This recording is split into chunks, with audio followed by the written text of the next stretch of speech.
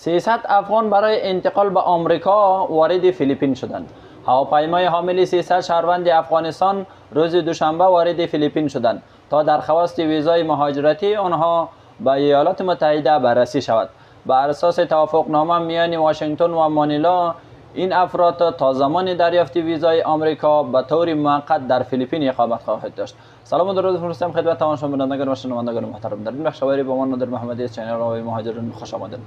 خب دوستان نهایت عزیز، خبرهای منتشر شده ای که از سوی آمریکا منتشر شدن و از سوی افغانستان منتشر شدن، گفتن که 300 شهروند افغانستان که قبلا با آمریکا یا کار کردن، اینا یه خورده درخواست ویزا داده بودن، اینا را آمریکا از همه جا جمع‌آوری کردن، انتقال دادن به فیلیپین تا اونجا همه شرایطهای لازم را بررسی کنند تا وارد آمریکا شوند. از لحاظ دریافت ویزا، برای فعلا ویزای فیلیپین براشون حاضر کردن آمریکا. بعد از اونجا ویزای آمریکا و از لحاظ واکسین گفتن و چند تا بیماری و اینایی که جدیدن خودتون میدونن یه ویروس تو آسیا وجود دارن به غیر از ویروس کرونا، که اینا رو گفتن ما مثلا چک کنیم ببینیم که کسا دارن ندارن، واکسن بزنیم اینا.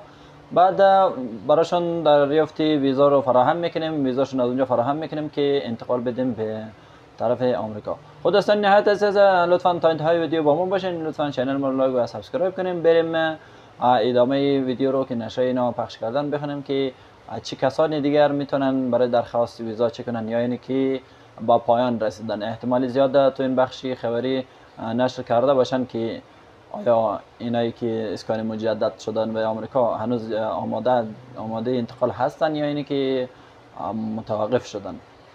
ورود 300 شهروند افغانستان به فیلیپین برای انتقال به آمریکا. مقام‌های فیلیپینی و آمریکایی گفتند که نزدیک به 300 شهروند افغانستانی روز یک شنبه برای اقامه موقت در فیلیپین وارد این کشور شدند تا پرونده اسکانی مجدد آنها به ایالات متحده بررسی و طی مراحل شود. این اقدام بر اساس توافقنامه‌های جولان میان فیلیپین و ایالات متحده انجام شده است. بر اساس این توافقنامه، شهروندان افغانستان که برای ویزای ویژه مهاجرتی آمریکا درخواست کردند در طول فرآیند بررسی به طور موقت در مانیل اقامت خواهد داشت. این توافق در فیلیپین، کشوری یا اکثریت کنترل با مخالفت برخی کشورهای داخلی به دلیل نگرانی‌های امنیتی مواجه شده است. ترزینا دازاد، سخنگوی وزارت امور خارجه فیلیپین، گفت وزارت امور خارجه بر اساس قوانین جاری ویزاهای ورود مناسب را برای این متقاضیان صادر کرده است. باید تاکید کرده است که افغان‌های قبل از ورود به کشور تحت بررسی امنیتی دقیق توسط نهادهای امنیتی ملی فیلیپین قرار گرفته است. یک مقام‌های وزارت خارجه آمریکا نیز نخواست نامش فاش شود، تعداد این افراد را تا 300 نفر اعلان کرد، اما از ارائه جزئیات بیشتر خودداری کرده است. بر اساس این توافق، دولت آمریکا تمام هزینه‌های اقامت شهروندان افغانستان را پوشش خواهد داد، از جمله هزینه‌های غذا، مسکن، خدمات درمانی، امنیت و حمل و نقل.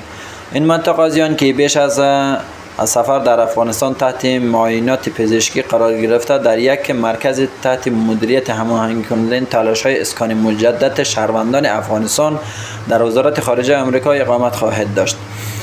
اقامت این افراد در شهر مانیل کوتاه مدت خواهد بود. بیشتر درازا گفته بود که آنها نمیتوانند بیش از 59 روز در فیلیپین بمانند. به گفته وزارت خارجه فیلیپین، این افراد در این مدت فقط برای مصاحبه‌های سفارت اجازه خروج از محل اقامت خود را خواهد داشت.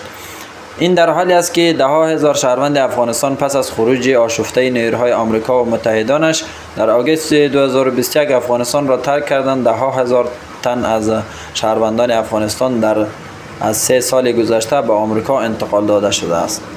خب دوستان عزیز، چیزی که ما اینجا خوندیم گفته بود که مثلا کشور فیلیپین برای اینا چه ویزای ورود صادر کردن تا فیلیپین. بعد فیلیپین همه مصارف و اسکان و درمان و هر اتفاق براش بیفته، هر چیزی که نیاز داشته باشه، اینا مربوط آمریکا میشه. آمریکا اینا را براشون فراهم میکنن که هر چیز زودتر مصاحبه خودش رو در سفارت بدن و ویزاشون حاضر شدن برای از اونجا انتقال بدن به آمریکا. خب دوستان نهایت عزیز، امید که جور صحتمند و سر حال باشین. تشکر که تا انتهای ویدیو با ما بودین. لطفا چینل ما رو لایک و سابسکرایب کنین تا برای ویدیوی بعدی ما خورده انرژی بهتر برایتون داشته باشیم.